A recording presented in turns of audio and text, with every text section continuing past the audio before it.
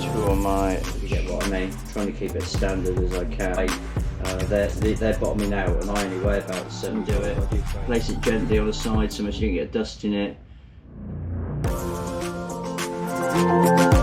Loosen it up very lightly. Might need WD-40. Some kitchen towel. Emptying the used brake fluid in. DO24 brake's all you need. Out now, but you don't want to uncover that hole. It's hard to do. They could get over. If you look in there, it's connected to the